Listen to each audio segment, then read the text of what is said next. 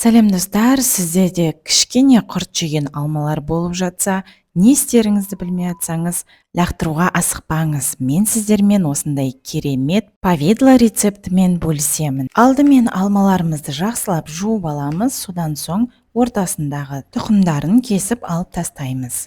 Алманы қайнатқанда тез езілуі үшін осындай кішкентай текшелерге турап дайындаймыз. Алманы тазартып, кесіп болғаннан соң өлшеп аламыз. 1 килограмм алмаға 400-500 грамм қант қосатын боламыз. Отты жағып, ыдысымызға алмаларымызды саламыз. Алманың үстіне кішкене су құямыз. Судың мөлшері 100 мл-дай. Одан аспау қажет. Суды көп құйсаңыз, онда сұйық компот болып кетеді. Алманы міндетті түрде араластырып тұру қажет. 10-15 минутта алмаларымыз езіліп шығады.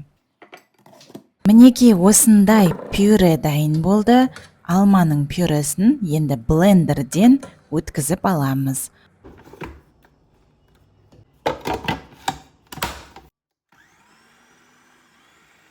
Енді бұл сұйықтықты ситадан, яғни електен өткізіп аламыз. Сонда алманың қабықтары електе қалып қояды. Енді қайтадан отымызды жағып, тап-таза алма пюресін үстінен қант қосып қайнататын боламыз. Ендігі пюремізді жай отта 40-60 минут қайнатып отырамыз.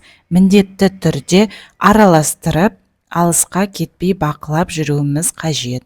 Массамызды міндетті түрде араластырып тұруымыз қажет. Кішкенеден кейін массамыз қоюлана бастайды. Мінекей повидломыз дайын болды. Бұл повидлоны біздер мүмкін булки пісіргенде қосуымызға болады, пирог пісіргенде ортасына қосуға болады.